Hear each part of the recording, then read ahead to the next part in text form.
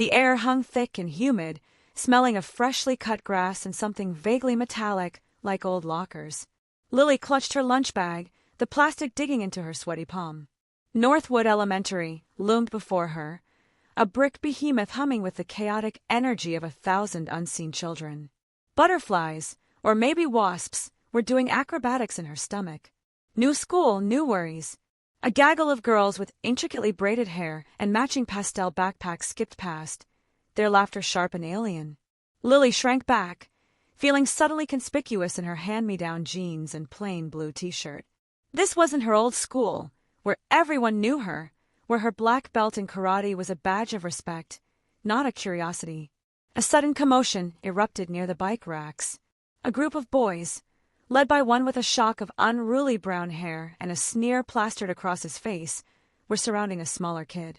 The leader, Mark, Lily guessed, based on his swagger and the way the others deferred to him, snatched the smaller kid's baseball cap and tossed it onto the roof of the school.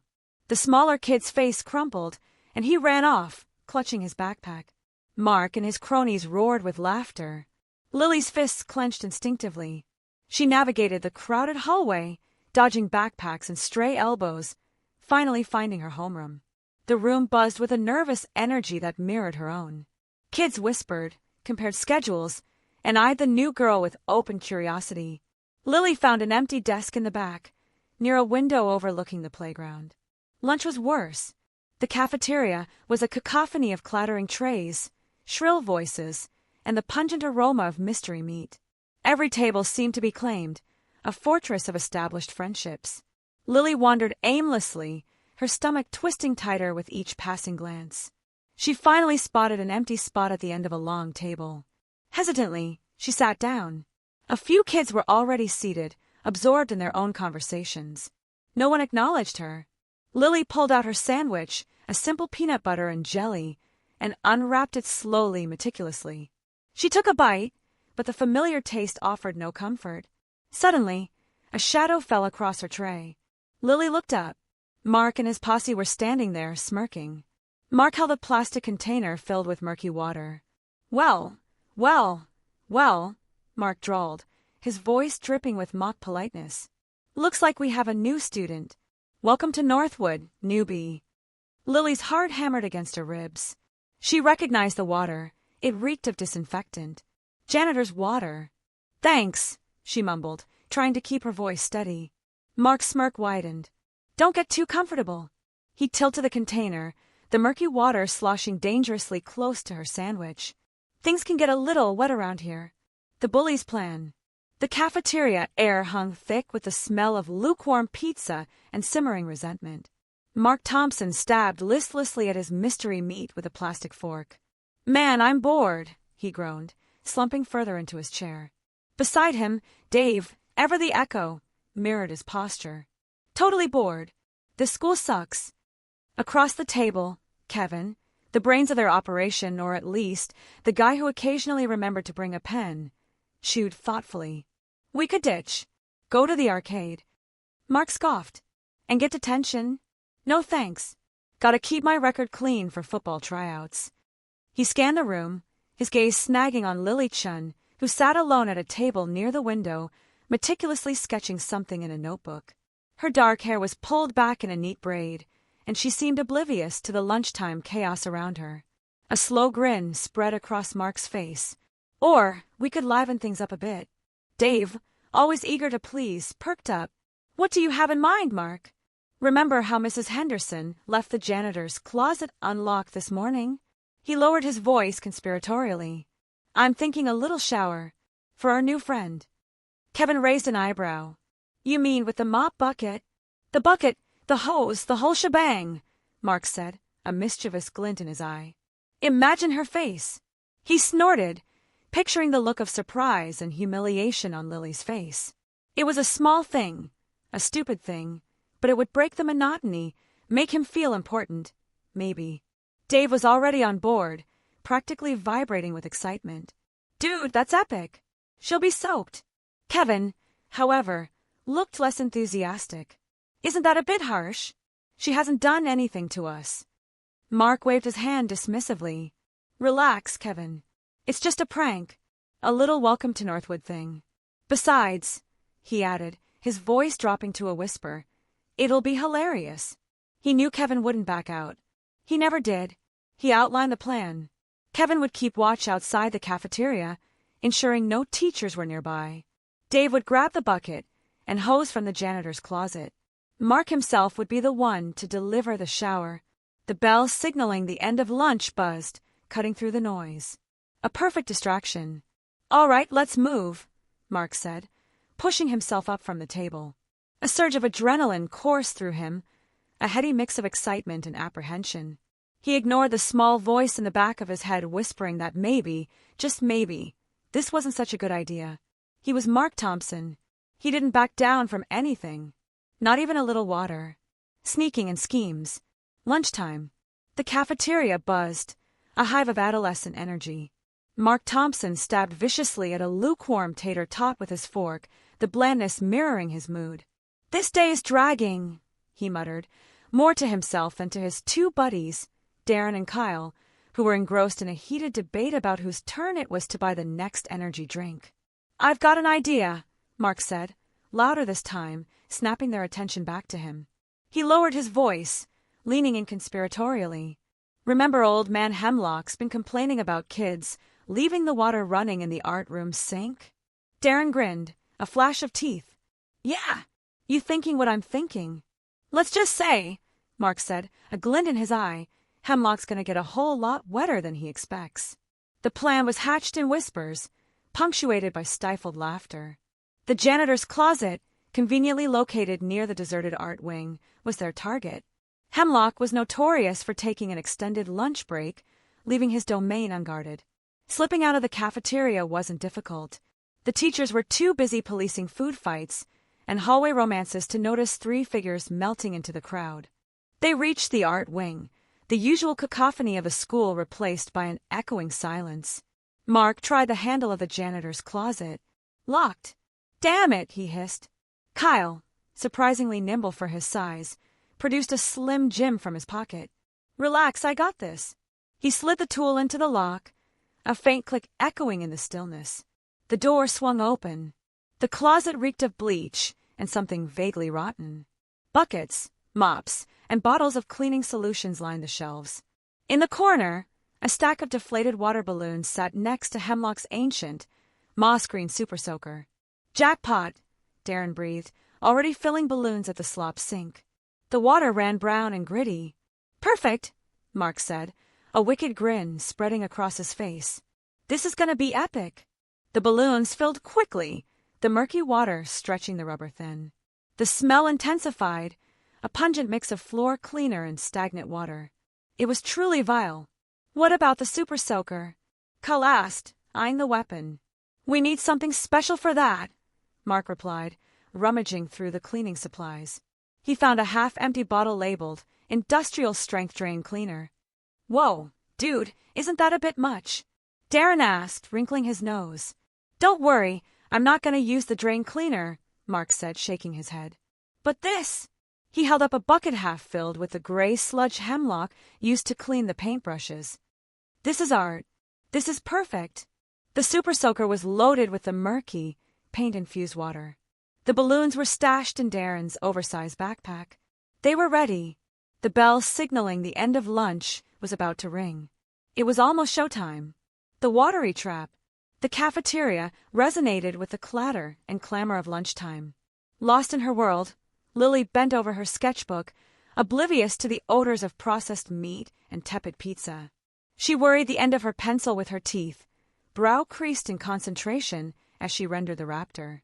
The troublesome plumage of a hawk diving for prey defied her efforts to capture its texture, the airy lift and fall of each feather. A looming shadow stole the light from her page.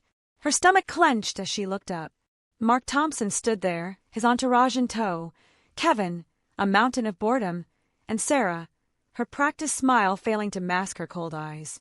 Mark's grin was wide and calculating. Well now, he said, his voice amplified by the sudden hush that spread from their table like a ripple. If it isn't our resident artiste. Lily swallowed, meeting his gaze with forced bravado. What do you want, Mark?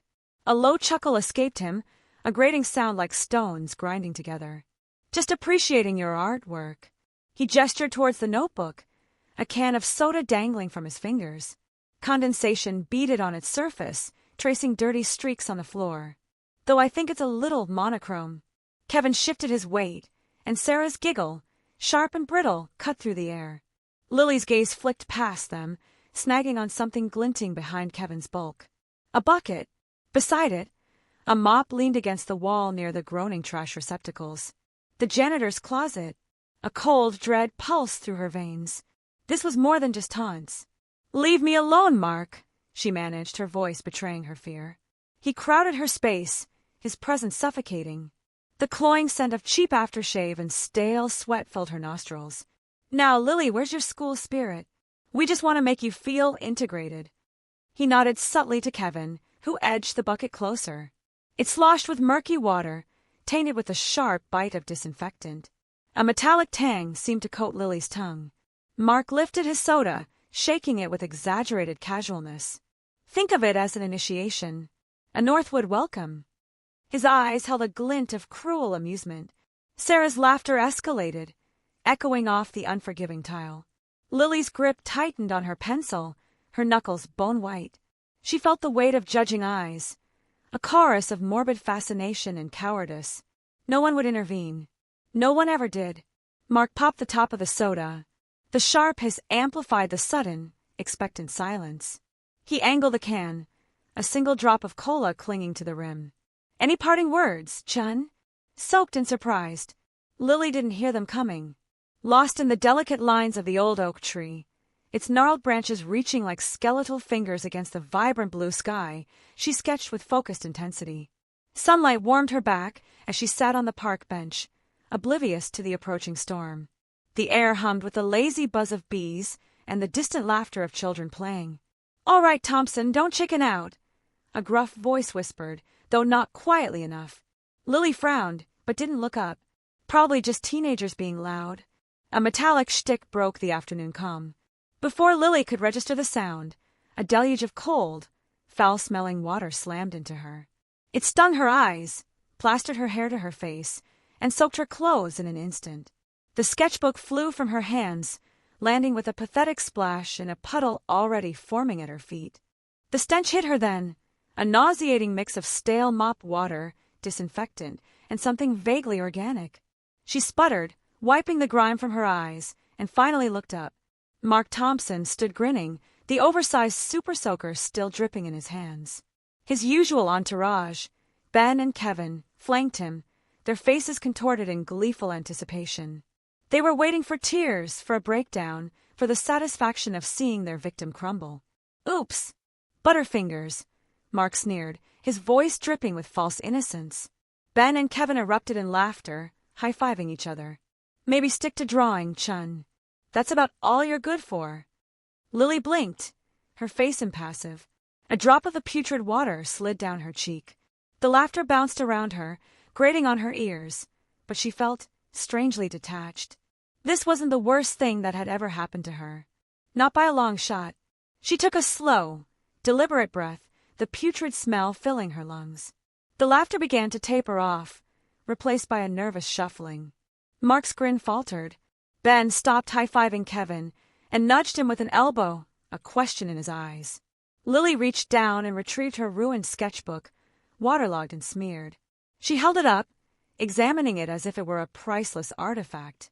Then, with a sigh that sounded more like resignation than defeat, she closed it gently. The silence stretched, thick and uncomfortable. Mark shifted his weight, the super soaker suddenly feeling heavy in his hand. He'd expected something. Tears, anger, a desperate plea. Anything but this eerie calm. "Well," he finally blurted out, the words sounding weak even to his own ears. "Aren't you going to cry?" Lily raised her head, her dark eyes meeting Mark's. There was no fear in them, no anger, no vulnerability. Just a quiet, unsettling knowing. A flicker of something unreadable passed across her face, and then she simply turned and walked away, leaving Mark and his crony standing there, soaked in the silence and something else entirely, a growing sense of unease. The laughter died in their throats. The afternoon sun suddenly seemed a lot less warm. the black belt revealed. The cold water plastered Lily's hair to her face, blurring the charcoal sketch in her notebook. Mark Thompson's high-pitched cackle grated on her ears, a sound she suddenly found intensely irritating. He and his cronies, Brad and Kevin, were doubled over, clutching their stomachs, tears streaming down their faces. Mark, still brandishing the super soaker like a trophy, gasped, "Did you see her face? Priceless!" Lily didn't scream. She didn't sob. Instead, she reached into her backpack, pulled out a small, neatly folded handkerchief, and dabbed at her face. Each deliberate swipe was an act of defiance. The laughter slowly sputtered out, replaced by an uneasy silence. Mark shifted his weight, the plastic of the super soaker creaking in his hand. "Well, aren't you going to cry?" Brad finally managed, his voice laced with nervous anticipation. Lily looked up, her dark eyes surprisingly calm. No trace of fear, only a quiet assessment that made the hairs on the back of Mark's neck prickle. She slowly closed her notebook, the snap of the spine echoing in the sudden quiet. "Cry," she repeated, her voice soft, almost melodic. "Why would I cry?" She stood, shaking her head slightly, sending droplets of water flying. Then, she did something unexpected. She smiled. It wasn't a wide, friendly smile. It was small, almost secretive, and it didn't reach her eyes. "You know," she said, still smiling, "I've been practicing karate since I was 4. Mark snorted, a nervous sound. "Karate? You? Seriously?" Lily ignored him. She reached into her backpack again, this time pulling out a black belt. It was neatly embroidered with her name in gold thread, the characters sharp and defined. She held it up, letting the light catch the polished cotton. "Earned this last year," she said, her voice still soft, but now with an edge of steel. "Second Dan." The super soaker slipped in Mark's suddenly sweaty grip. Brad's jaw dropped. Kevin, always the slow one, just stared, his mouth agape. The laughter was gone, replaced by a thick, suffocating silence. The air felt heavy, charged with a current they didn't understand. Lily didn't move. She simply stood there, the black belt a silent testament to years of dedication and discipline, a stark contrast to their juvenile prank. The smile had vanished, replaced by a look of quiet determination. The water dripping from her hair seemed to slow, each drop a tiny hammer blow against their bravado. Mark swallowed hard, his grin completely evaporated. He looked at Brad, then at Kevin, but neither of them met his gaze. The super soaker suddenly felt heavy, clumsy, and utterly useless. The janitor tools looked very far away. Karate versus bullies. Lily Chin sat on the park bench, oblivious to the gathering storm of teenage angst brewing a few yards away. Sunlight dappled through the leaves of the old oak, illuminating the intricate lines she was sketching in her notebook. A water fountain gurgled nearby, its gentle splash a soothing counterpoint to the city's distant hum. She was lost in the delicate curve of a gargoyle's wing, attempting to capture the play of light and shadow when the world exploded in a cold, wet burst. Mark Thompson, emboldened by his 2 cronies, had finally made his move. He'd crept close enough to launch a water balloon, aiming for Lily's head. He'd pictured her surprised yelp, the ink smearing across her drawing, the satisfying humiliation. Instead, with a speed he couldn't have anticipated, Lily's leg shot out, a blur of denim and focused energy. The balloon didn't hit her. It connected with her outstretched foot, the impact more of a controlled deflection than a direct hit. The water detonated, sending a spray that completely drenched Kevin, Mark's ever-present sidekick. Kevin sputtered, wiping water from his eyes, his face contorted in a mix of shock and annoyance. "Dude! What the?" Mark's triumphant smirk faltered. Lily hadn't even looked up at first. She slowly closed her notebook, a deliberate act that seemed to amplify the silence that had fallen over the small group. Then, she rose, her movements fluid and graceful, like a predator uncoiling. "Was that supposed to be funny?" she asked, her voice soft, almost conversational, but with an edge that made the hairs on Mark's neck prickle. Mark, scrambling to regain control, took a step forward. "Just a little, welcome to the neighborhood." He gestured vaguely with the empty water balloon husk. Lily didn't respond with words. Instead, she moved. A lightning-fast series of blocks and strikes, so precise they didn't even seem to touch. She deflected Mark's clumsy grab, using his momentum against him to spin him around. Before he could react, she'd hooked her foot behind his ankle, sending him stumbling forward. He caught himself just before face-planting, his bravado dissolving with each awkward wobble. Turning to Kevin, who was still dripping and bewildered, she executed a swift palm strike to his wrist, disarming him of the water balloon he hadn't even had time to throw. The balloon landed harmlessly on the grass. The third bully, a hulking kid named Dave, looked like he was considering making a move, but Lily's gaze locked onto his. It was a calm, steady look, radiating an inner strength that made Dave reconsider. He fidgeted, shifting his weight from one foot to the other. Lily simply raised an eyebrow. Dave took a step back, then another. The fight had evaporated from his eyes, replaced by a dawning realization that this wasn't the easy target they'd expected. Mark, still recovering his equilibrium, watched his friends shrink back. The park, once his territory, now felt hostile and unfamiliar. Lily Chun, the quiet new girl, had somehow rewritten the rules. A humbling fall. The mop water plastered itself to Mark, an unwelcome, frigid film. He choked, the antiseptic fumes burning his throat. A chorus of jeering erupted, echoing off the hallway's sterile tiles. But the sound wasn't Lily. It was a gathering throng, drawn by the spectacle, their expressions a blend of shock and morbid curiosity. "We gotta go," Darren rasped, yanking on Mark's sleeve. A wave of pure terror washed over him. He longed to vanish, to undo the moment he'd laid hands on that bucket. He lurched upright, the slick floor treacherous under his sneakers. They fled. The corridor seemed endless, a gauntlet of lockers and judging stares. Mark's arms pistoned, his waterlogged clothes a heavy burden. He risked a glance back. Lily stood composed, arms folded, a ghost of a smile on her face. Even from afar, the force of her gaze felt palpable. Then, abrupt nothingness. One instant he was running, the next suspended, weightless, before a sudden, jarring impact. He landed hard, more stunned than injured. He looked up to find Lily towering over him, her face an enigma. He saw the poised arc of her foot, a glimpse of ankle beneath denim. The air hung still. "That," she stated, her voice measured and firm, "was a sweep kick. Properly applied, it neutralizes an aggressor." Mark simply gawked. He hadn't registered her movement. He'd braced for fury, perhaps tears, but not this. This clinical demonstration of martial skill. Darren and Kevin had skidded to a halt, caught between helping him and making a break for it, resembling cornered prey. "Why?" Mark managed, his voice raw with a bitterness he hadn't known he possessed. "Why not just shout? Or cry? Why this?" Lily knelt, meeting his gaze. Her dark, penetrating eyes revealed no trace of animosity. "Because shouting and crying wouldn't have stopped you, would it?" He averted his eyes, shame prickling his skin. He knew she was right. Mere words wouldn't have deterred him. Only this humiliating collapse would. The silence stretched, marked only by the rhythmic drip of water from his saturated clothes. He felt the chill penetrate him, a stark reminder of his own folly and cruelty. "Consider it, Mark," Lily said, rising. "Ponder your actions and your motives."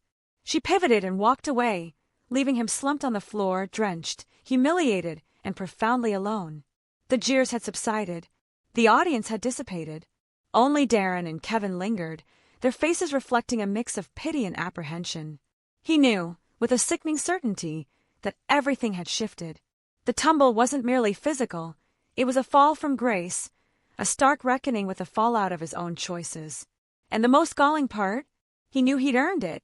New friends, clean start. The squeak of Mr. Peterson's cart echoed down the hallway, a sound Lily usually found comforting. Now, it felt like an approaching storm. He rounded the corner, his brow furrowing as he took in the scene.